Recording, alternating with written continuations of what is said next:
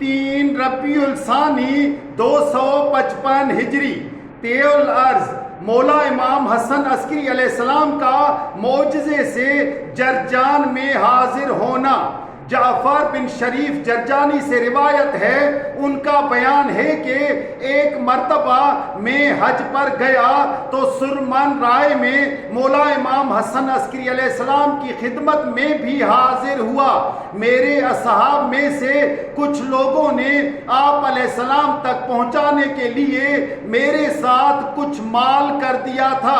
میں نے چاہا کہ آپ علیہ السلام سے دریافت کروں کہ یہ مال کس کے سپرد کیا جائے، لیکن آپ علیہ السلام نے میرے کچھ کہنے سے پہلے ہی فرما دیا، جو مال تمہارے پاس ہے وہ میرے خاتم مبارک کے سپرد کر دو۔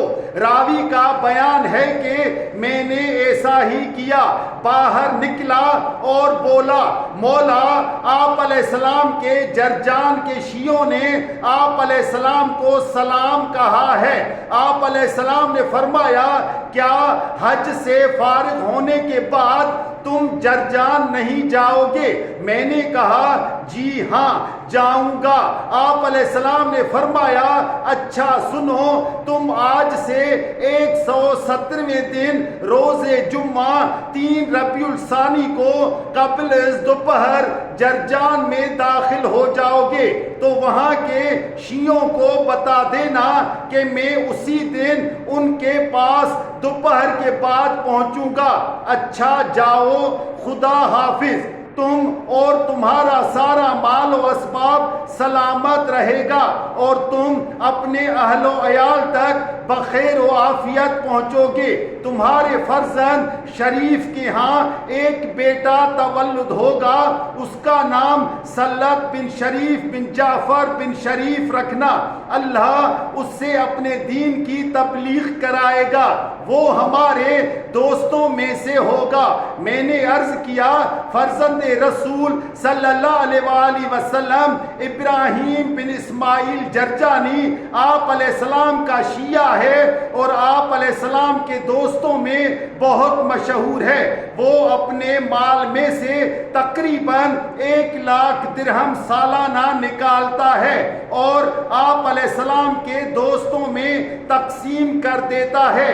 آپ علیہ السلام نے فرمایا کہ اللہ کا شکر ہے کہ ابو اسحاق ابراہیم بن اسماعیل ہمارے شیعوں کے ساتھ بہتر سلوک کرتا ہے، اللہ اس کے گناہوں کو معاف فرمائے اور اس کو ایک فرزند عطا کرے جو حق کا قائل ہو۔ اس سے کہہ دینا کہ مولا امام حسن عسکری علیہ السلام نے فرمایا ہے کہ جب لڑکا تولد ہو تو اس کا نام احمد رکھنا۔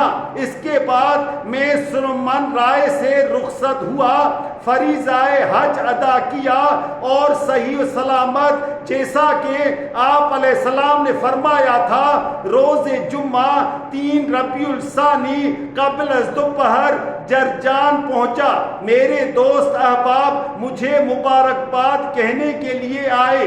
میں نے ان سے کہا کہ مولا امام حسن عسکری علیہ السلام نے وعدہ فرمایا ہے کہ آپ علیہ السلام آج سے پہر میں یہاں تشریف لائیں گے، لہذا جو بھی مسائل تمہیں پوچھنا ہو اس کی تیاری کر لو۔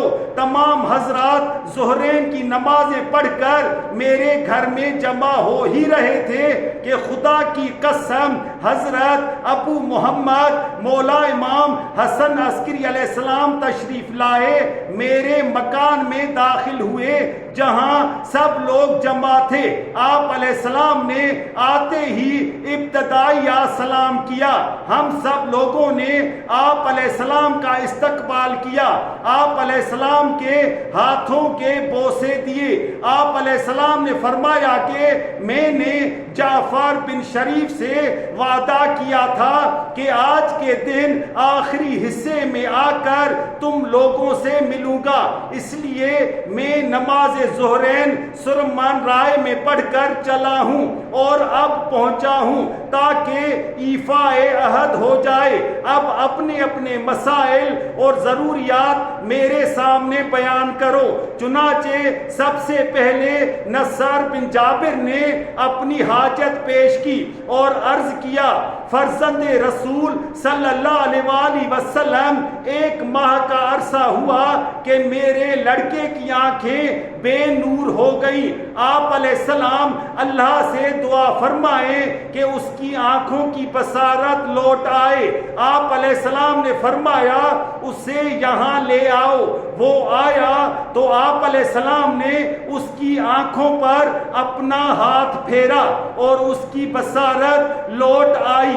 اس کے بعد تمام لوگوں نے یکے بعد دیگرے اپنے اپنے مسائل و حوائج پیش کیے۔